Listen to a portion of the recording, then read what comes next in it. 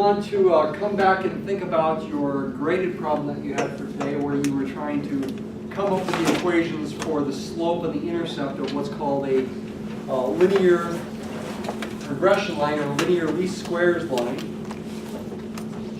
And I want to emphasize that for the test, you don't need to know those complicated equations, but you should know the idea of how to do that process for simpler examples, like for example, maybe where you have 3 points. And I'm going to think about this process in the context of the 3 points that you see there.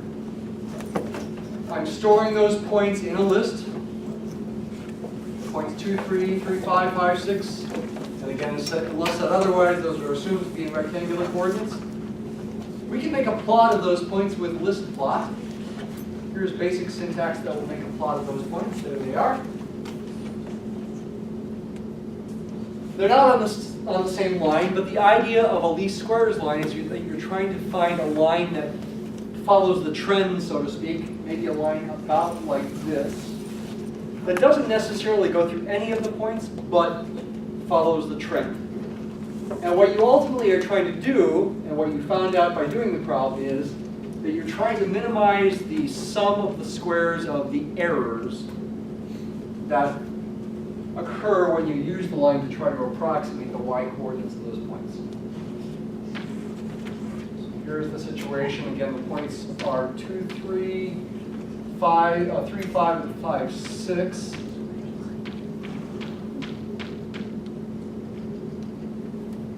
3 would be right about there. 3, 5, and 5, 6. There's your line. So some line about like that is what we're after. We want to find the slope and the intercept of that line, m and b. And essentially, we want to take these vertical distances that I'm drawing right there, square them, add up those squares, and that's the quantity that we want to minimize. We want to find the slope and the intercept of such a line that will minimize that sum of squares of errors. Let's label these points. Again, this is 2, 3.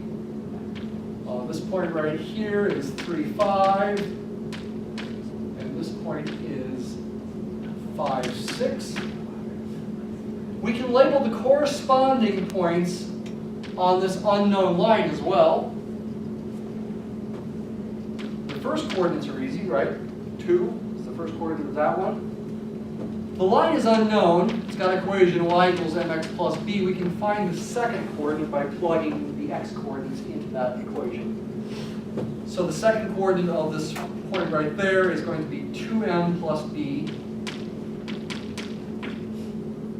The second coordinate of this point right here is going to be 3m plus b, replace x with 3.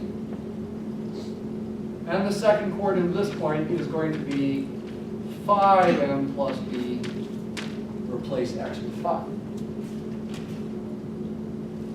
Turns out the standard way to describe the error in using the line to estimate the y-coordinates of these points for each x is to take the actual y-coordinate of the point from the data minus the approximation that the line generates. So technically speaking, we sort of think of this vertical line as representing like a negative distance.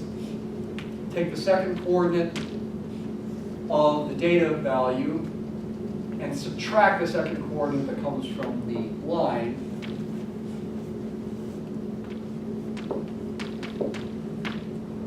Right, 3 minus 2m plus b. That's going to be a negative number for this point. It appears the point is going to be below the line. So it's not really a distance, it's a sign distance, if you like. This one's going to be a positive distance, 5 minus 3m plus b. 5 is going to be bigger than 3m plus b, so that will be a positive number. The point is above the line. This one's going to be a negative sign distance. This one's going to be 6 minus 5m plus b. Got everything right? I think that looks right. Let's go ahead and type the error function into Mathematica for the situation. I can't call it e, because e is reserved for the number e. I could use a little e, I guess. But I think I'll just call it error. of m comma b, add up the squares of those differences that I just wrote over there. And actually it'll be a little nicer looking in terms, or at least in terms of differentiation. It'll be nicer to switch those around, and this was related to my comment that I sent you via email. Since you're going to square these numbers, you can switch the order of the difference around. So I can write 5m, let's go from low to high here. 2m plus b, I'll get rid of the parentheses. 2m plus b minus 3 squared plus 3m plus b minus 5 squared plus 5m plus b minus 6 squared. It's actually good to leave it like this now, if you're going to do it by hand. If you're going to differentiate this by hand, it's easier, quicker to leave it like this, because if you're going to square these things, it's going to take a little computation time. When you differentiate this with respect to either m or b, in both cases you'll use the chain rule, though it's only going to produce something extra with m, because of the m's have a coefficient that's not 1, whereas the b's coefficient is 1 in each case. You'll just bring the 2 down in front, make it a 1. Again, when you differentiate with respect to m, you'll get a extra 2 in this one, an extra 3 in this one, and an extra 5 in that one. And when you differentiate with respect to b, you won't get anything extra. Anyway, we can differentiate these things in Mathematica. Simplify will be necessary to make it look nice.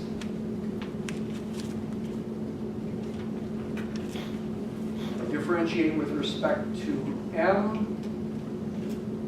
And simplify, looks like I've got too many square brackets here. Get rid of this one here. Oh, simplify, did I answer that correctly? You didn't say areas. Oh, yeah, there we go. Thanks. So there's the derivative with respect to m. Actually, simplify is not the only command you can use to simplify it in this case. Expand also works. Now let's differentiate it with respect to b. Get that. So we need to set these equal to 0 and solve the resulting system of algebra equations. I hope you feel comfortable doing that kind of thing by hand by now. But we'll have Mathematica do it here. Double equal signs. We're setting again on both equal to 0. Solving for m and b. There we go.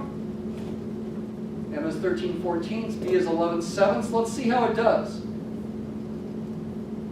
Let's go ahead and copy and paste this code down here. Let's show this with a plot of the resulting line. 13/14 x plus 11/7.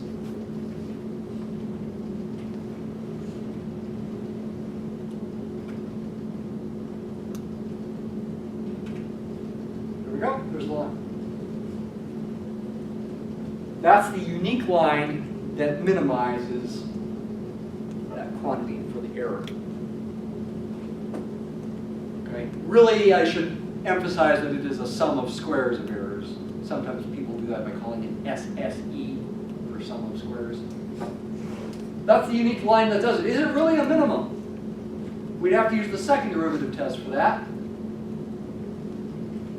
Let's see here. Differentiate with respect to m twice. I can do that.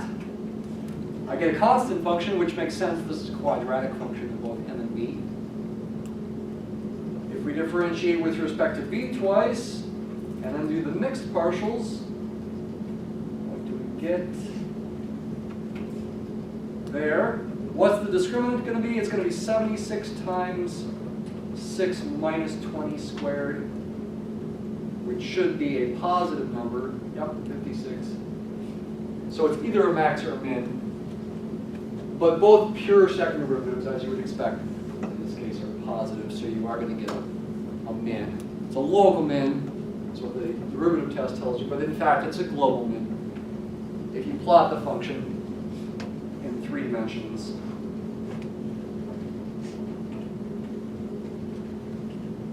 let's see, both of these values are fairly close to 1. I'll go 0 to 2 in both directions. We do get a local min.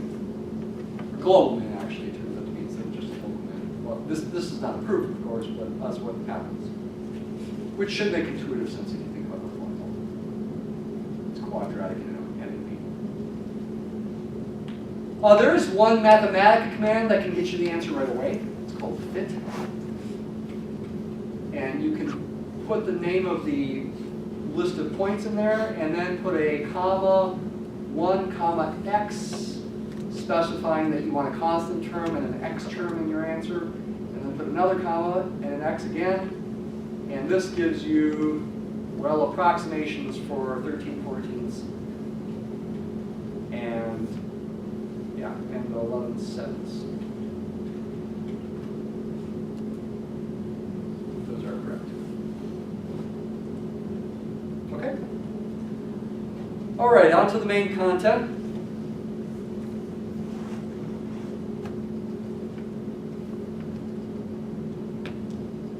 We're going to do 2 main things today. We're going to continue thinking about our function that's representing a density for a thin sheet of metal in the plane R2, and the outputs are real numbers. At the end of class today, the last 10 minutes or so, we'll think about a function whose domain is 3-dimensional space, 3 inputs, and gives you outputs in the real numbers. It's going to be this one, in fact. I added on a z squared to the other function. That's going to be thought of as representing the density of a solid in 3-dimensional space. We are going to talk first, actually, about trying to find the mass of the thin sheet of metal. And well, we won't get to the mass of the 3-dimensional solid today. Ultimately, next Monday, we should be able to get there. But let's go ahead and look at our contour plot again. After we think about the mass of this thing, we'll come back and think about the optimization of the density. Let's see, I guess I've just re-entered this stuff here just to make sure it's entered. Okay, let's just go ahead and look at the picture now. So this is a picture of, we're imagining, the thin sheet of metal, again, and we are seeing the contour lines, the level curves for the density function, so that the density is constant along these level curves, and we have, again, a local min, a local max, 2 saddle points. Let's say we wanted to find the mass of this thin plate of metal. Imagine the density has units of, say, grams per square centimeter.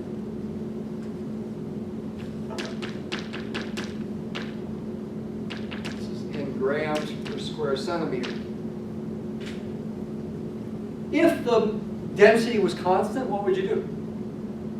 If the density was constant, if this was a constant function, you should be able to, just like that, say what to do, I hope.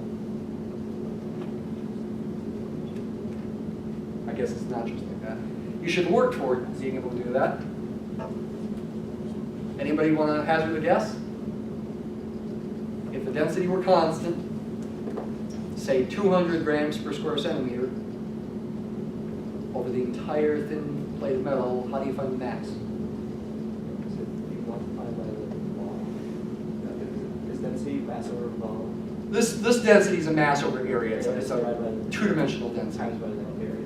Multiplied by the area, yeah. And we're imagining this sheet of metal is so thin that you don't have to worry about 3-dimensional things. It's effectively 2-dimensional. We're thinking of the density in grams per square centimeter, multiplied by the area in square centimeters to get the mass. If the density is constant. And the area is going to be what? 10 times 10? Right? 100 square centimeters. So if the density were constant at 200 grams per square centimeter, you'd multiply that by 100 square centimeters and get 20,000 grams would be the mass of the sheet of metal.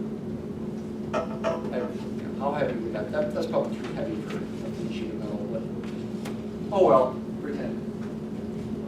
But our density is not constant here. It's variable. It's a function of position. And so we can't do that. We can't just do a multiplication. We could do what, though? What do you think? Take a guess. It's okay. Well, we will use the function, but we won't differentiate. We will integrate.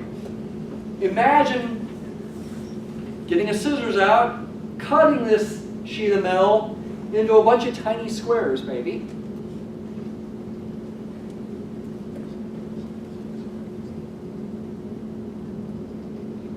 Oh, why did that happen?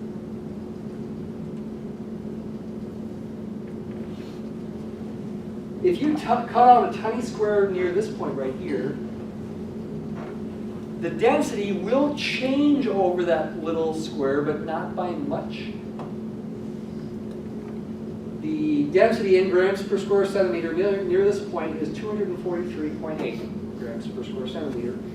And that'll be effectively a good approximation for the density over a little square near this point. So you could take that density, f of xy, and multiply it by the area of the little tiny square.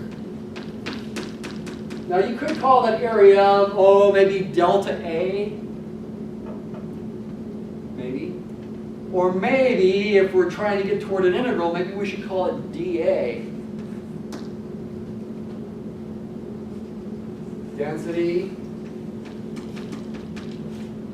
again in grams per square centimeter, area in square centimeters. What would that give us? That would give us a mass. Maybe we should call the mass dm or something in grams. Now I'm using this differential notation to hint at the fact that, in my mind at least, in my imagination, this is not rigorous math, I'm pretending that the size of this little piece that I'm cutting out is infinitesimally small. Remember, there is no such thing as an infinitesimally small real number in the standard real number system. So this is only in your imagination. It's a helpful, convenient fiction to imagine that we can make these things infinitesimally small, and imagine this is a multiplication that's going to give us an infinitesimally small mass for this infinitesimally small piece of metal. Don't worry about atoms or anything, though that would just complicate things too much. Just pretend. Use your imagination. How do you find the total mass then?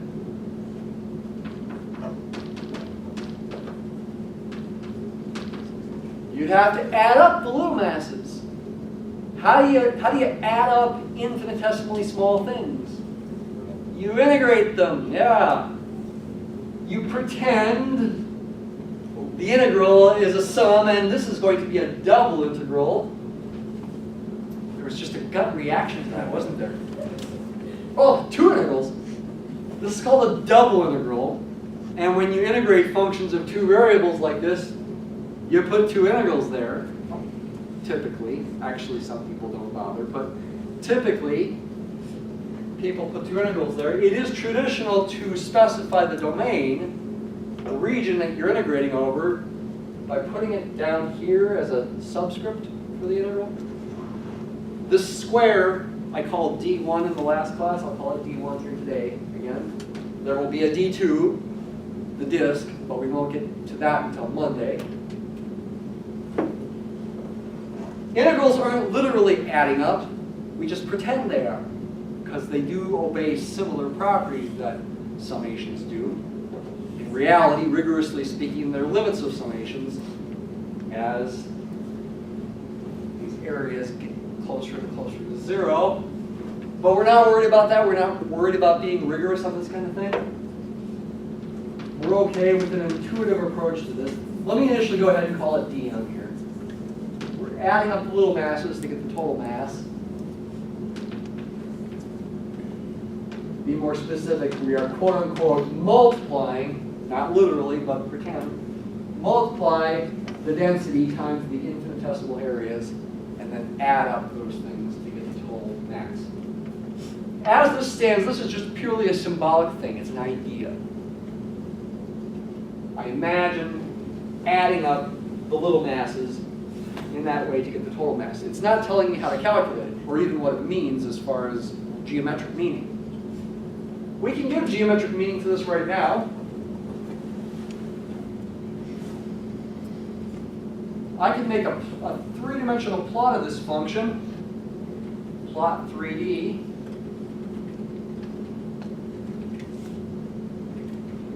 By the way, we are going to come back to Lagrange multipliers still here today, but I wanted to do the integral first. Plot 3D, there's the graph. Let's adjust the plot range.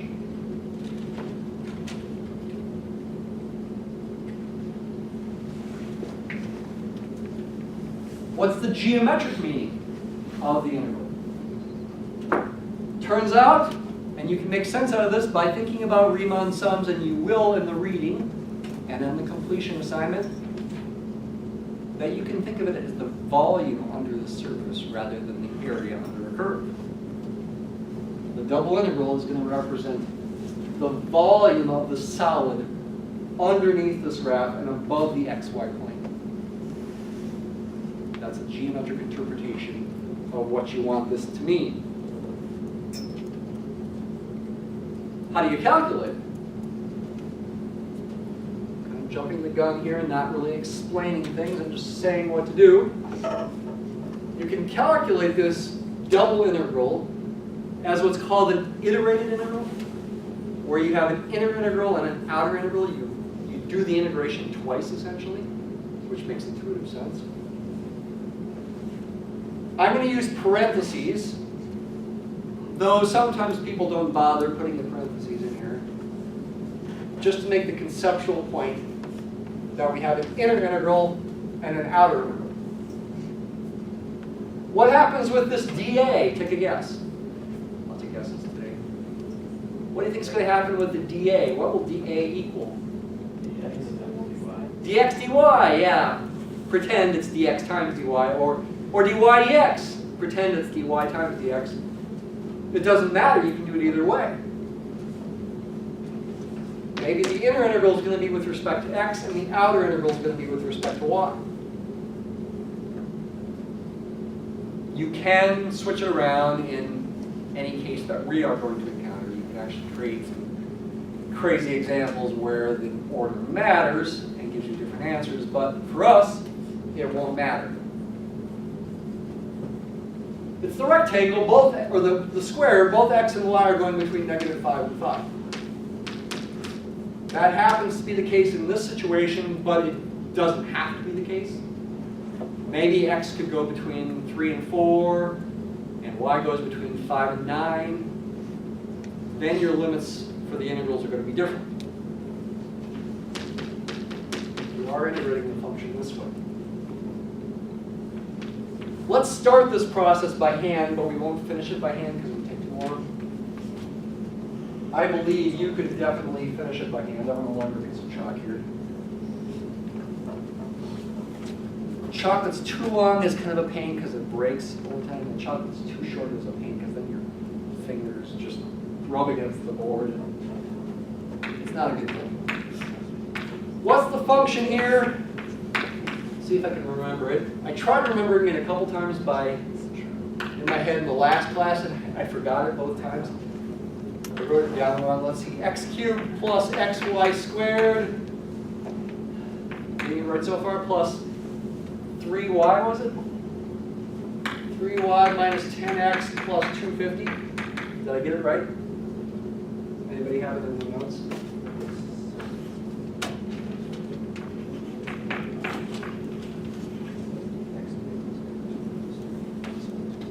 I didn't see it here.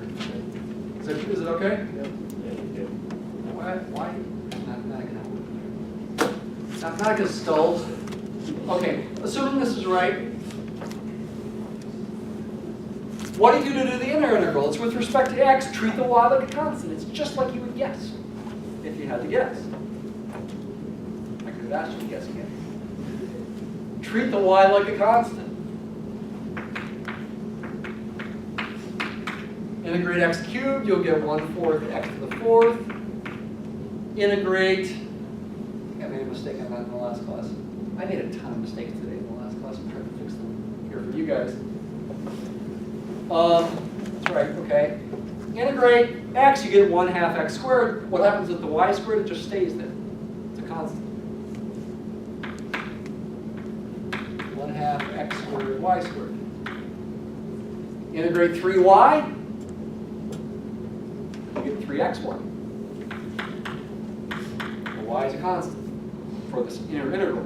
For the outer integral, y is going to be the variable. But for the inner one, it's okay to pretend it's a constant. That's how you do it. Integrate minus 10x, get minus 5x squared. Integrate 250, get 250x. We are evaluating this where x goes between -5 and 5. It is good, I think, to emphasize that it's x by putting x's in these spots and not y's. Your book also sometimes will put like x equals -5 right there. I'm not going to bother over there. I will put it here. I think that's all I'm going to do by hand. Think about what you would do from this point. To finish it, you would plug in x equals 5. Don't replace y with anything. Keep it as a y. Subtract what you get when you plug in x equals -5. You're going to get a function of y that now you can integrate with respect to y from -5 to 5. I could finish it. It'd probably take me another 10 minutes or something. Okay? Let's have Mathematica do it. If Mathematica ever stops stalling here. It's not even letting me go up to quitting the kernel here.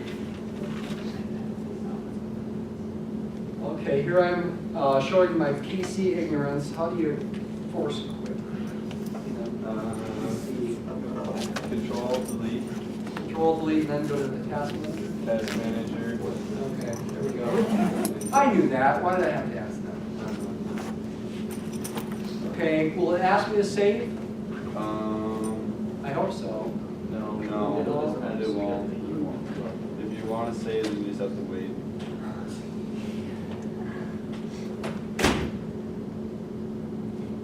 Great. Okay, well.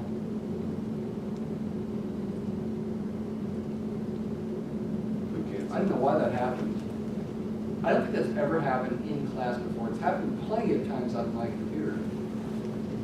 But I don't know that that's ever happened during class before.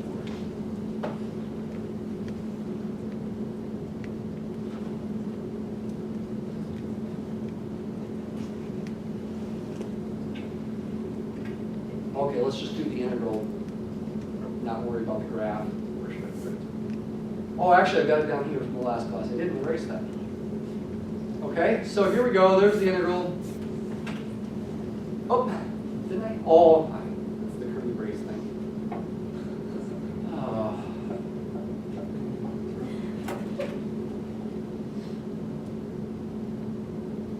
Where'd it go? I lost it. Too far? Did I go too far? I think I went too far. There we go. Okay. There we go. 25,000. Could we have predicted that? The area of the entire square is 100 square centimeters. What's the average density? Seems like it's reasonable to say the average density is somewhere close to 250. In fact, it must be 250 since this integral is 25,000. 250 times 100. The average density must have been 250 grams per square centimeter. We could have guessed it would have been close to 250. Evidently, the symmetry is making it exactly 250. There's some symmetry in that function. We get 25,000. We can do it in the other order, this order. I switch the dy and dx around, we still get 25,000. These integrals, which do evaluate what you see here, do emphasize that the inner integrals are functions. The inner integral for this one, since we're integrating out the x but not y, is going to be a function of y. What function of y is this? For this one, the inner integral is a function of x. After you do the integral again. That whole thing depends on x. What function of x? It's this function of x. Right? It's a theorem that you can evaluate these integrals by doing them as iterated integrals, an inner one and an outer one. And again, typically people don't bother with the parentheses. And you can definitely get it to do it without the parentheses there. Just for a point of emphasis.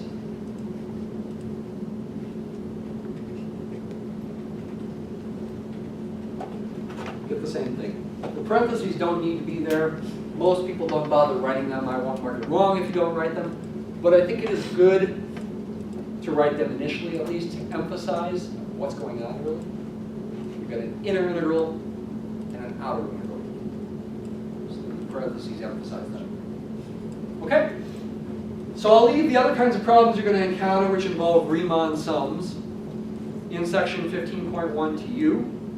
And also, I'm confident that you can do this kind of thing. I don't think I need to take the time in class to do that.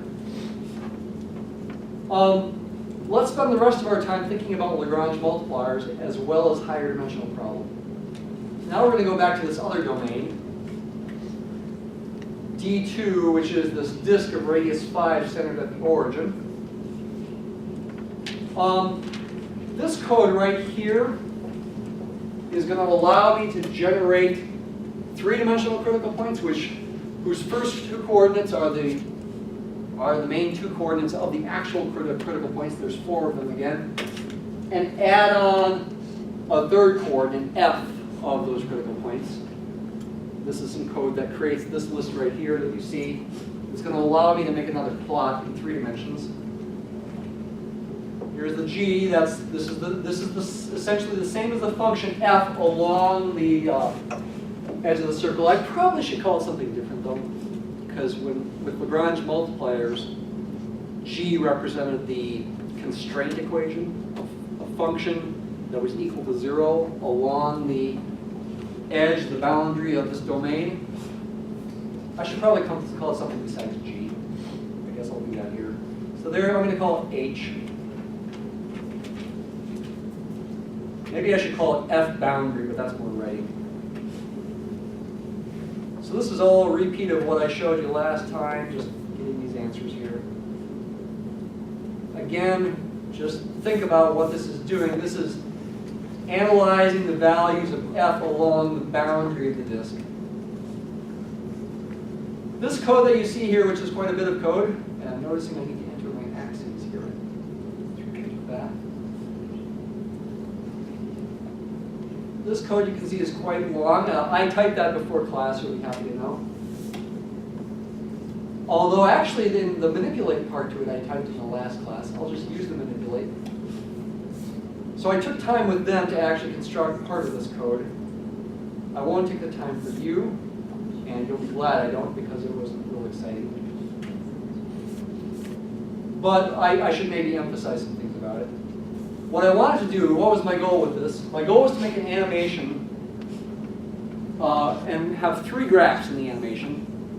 An upper left graph, an upper right graph, and a lower left graph. Although the animation is only going to occur in the upper left one. The upper left one is going to be the picture of the contour map. The upper right one is going to be a 3-dimensional plot of the graph. And the lower left one is going to be the graph of the function that I'm calling h now. I probably need to make an update on there. It's going to be a graph of h as a function of theta. Analyzing what f does along the boundary of that disk. Let's see, is there a change here that I need to change to theta? Yeah, down here I need to change that to an h. I'm also going to add in vectors. For example, here's the graphics. Thick blue arrow, what's this? This is the gradient vector divided by 20. Make it 20 times shorter so we can see it better. Another vector here, what's this one going to be? This is going to be, notice, especially this part, it's 2 times that thing. This is essentially going to be the vector 2x, 2y. Why I picked that? Because that's the gradient of the function x squared plus y squared minus 25, the constraint was that function equals 0. There's its gradient, and that's what is going to be in green, is the gradient vector for the constraint, which is going to be, the level curves are going to be circles. Although we're only looking at one circle, the circle radius 5. To make these 3 different graphs, I use grid in ways you've learned about. I've talked about it in the videos. Yeah, let's see what this does.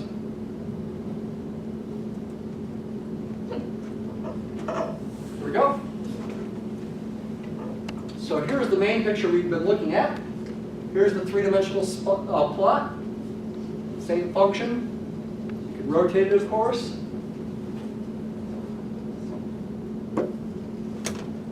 You can see, if you rotate it,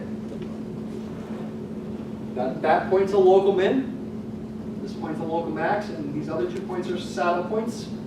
How can we sit on the saddle points? I guess if I were going to sit on that saddle that's back this way, right there, I'd probably sit this direction.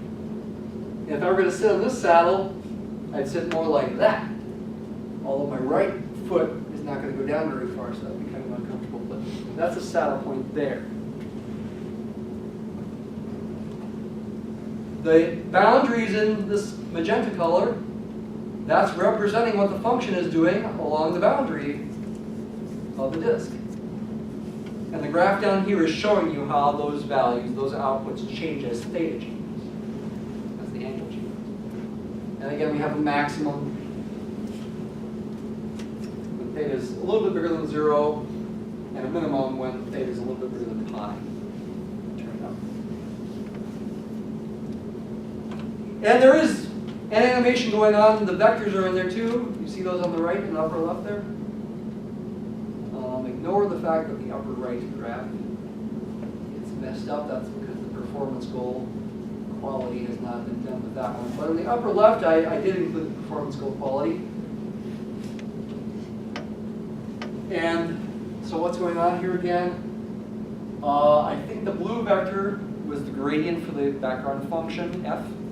And the green vector is the gradient of g, if I remember correctly. We can confirm that better by going further. Alpha is an angular coordinate here. Let's go to alpha equals 2, for example. 2 radians, and that brings us over there. Oh, okay, it repeated itself down here. Yeah, the blue vector is the gradient vector 20 times shorter than it should be. And the green vector is the gradient of g. Blue is the gradient of f 20 times shorter. You see that at the 2 points where we've got the global max and global min, these 2 black points, this one here and this one over there, that's where those vectors are parallel to each other. That's where we get the Lagrange multiplier equations. What were those angles again? Look back up here to find those angles. One angle was about 0.197. So if I put 0.197 in here for alpha, I should make this bigger. Then the red dot is on top of the black dot. That's where the max is. If I do alpha equals 3.34 approximately, then on the other one.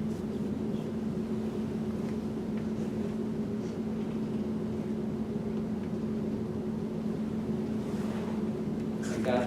In both cases, the gradient of f and the gradient of g are parallel, either in the same or opposite direction. In this case, since they're in the opposite direction, the Lagrange multiplier, the lambda is negative in that case. Now, I think I'm more comfortable trusting you being able to do these integrals by hand than the Lagrange multiplier things by hand, since those algebra equations get really, really complicated. However, we don't have time to go through details of one of them today.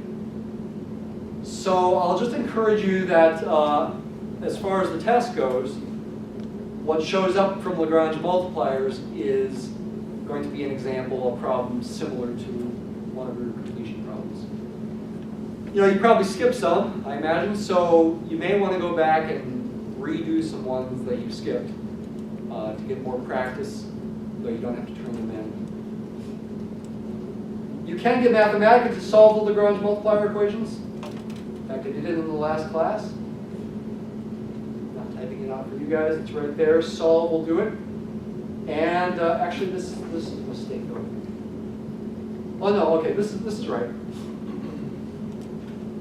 Notice it's 3 equations.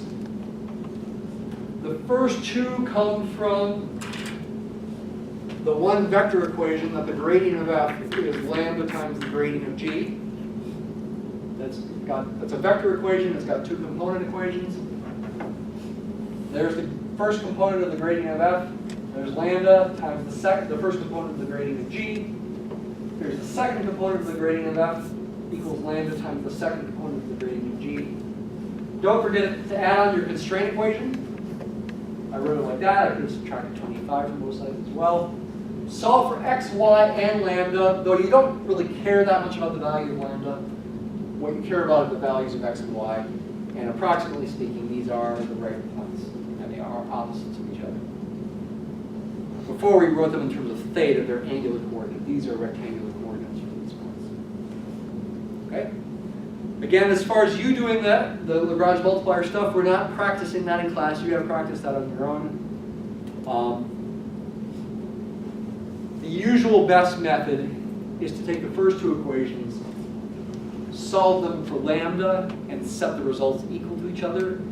Remembering that you have to think about cases where the bottom is 0 separately. You don't want to divide by 0, so you're implicitly assuming that you're not dividing by 0 when you solve these for lambda and set the results equal to each other. But you try to solve the resulting system that comes from that, and then consider the cases where you might have been dividing by 0 with the first method separately. What if, for example, you divide both sides of this by 2y, what if y is 0? Could there possibly be a value of x that solves this system when y is 0? You need to think about those cases separately. All right, with the time we have remaining, though, I want to think about a higher dimensional example.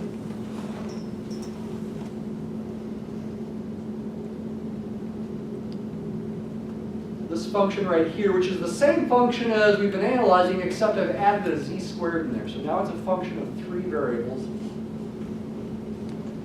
How do you visualize such a function? Well, let's think by analogy. In one variable calculus, when you graph a function f of x, it's a curve in a plane. 2-dimensional plane, a 1-dimensional curve in a 2-dimensional plane. When you graph f of xy, it's a 2-dimensional surface sitting inside 3-dimensional space. When you graph f of xyz, call the output u, it must be a 3-dimensional surface, hypersurface, sitting inside 4-dimensional space, by analogy. Okay, mere mortals like us can't visualize such a thing. Okay, I can't. Try. Can't be real successful. If you imagine the 4th coordinate maybe being time, there's a little visualization you can do. But if you're imagining them all being physical measurements, distances, space, nobody I know of can visualize such a thing. So does that mean we give up? Nope. Let's think by analogy again. For functions f of xy, we can make contour maps, level curves inside the plane to look at where the function is constant. For functions like this, we can imagine contour maps being level surfaces, 2-dimensional surfaces inside 3-dimensional space, where the function is constant along the surfaces. Contour plot 3D will make it.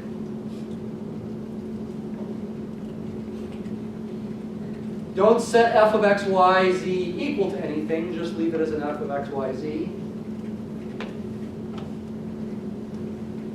Don't forget to add z in there. Here it is. Kind of pretty. There's a contour map of that function. All right. Evidently, there's only 3 level surfaces being shown, though. 3 surfaces along which the function is constant. And by the way, it is unfortunate. It seems that you can't. I need to just re-enter this. You can't move the cursor on it and find the value of the function along these surfaces like You can, however, add more contours to it. The default here is 3. So if I could add 5, that is more. I think I added 20 in the last class. There we go, 20 level surfaces. Where is the function high and where is it low? I'd have to plug points in to figure out where it's high and low. So I'm not sure what the output values are here, but these surfaces themselves are kind of interesting. Make it more opaque, or less opaque, I guess. Contour style, opacity, maybe 0.5. Okay. What about critical points? With a function of 3 variables, you've got lots of possible partial derivatives. Question? Do the colors mean anything? I don't know. Yeah, if they do, I don't know what it is. In fact, it does seem they kind of repeat, perhaps. Well, unless they're going around the z-axis in a sense. They're different values of the function. I'm not sure how the shading reflects the value, if at all. With a function of 3 variables, we have 3 first-order partial derivatives.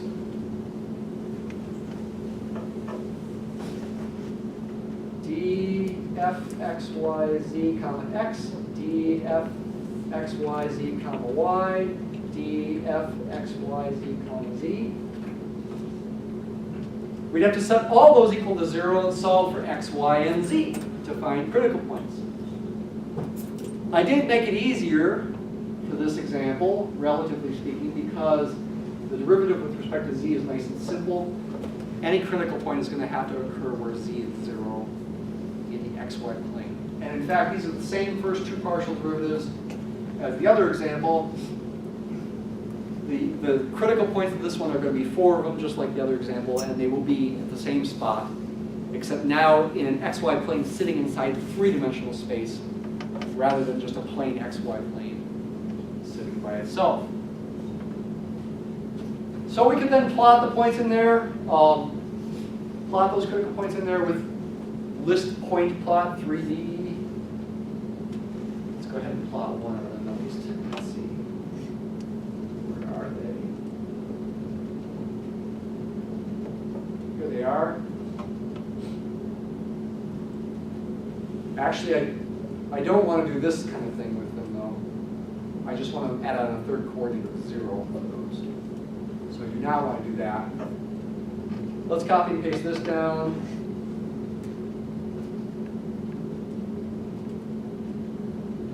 Let's add on zeros for the third coordinate. So these are now 3-dimensional points. You would think you'd plot 3-dimensional points with list plot 3D, but actually that's not what you do. You do list point plot 3D. With these new critical points,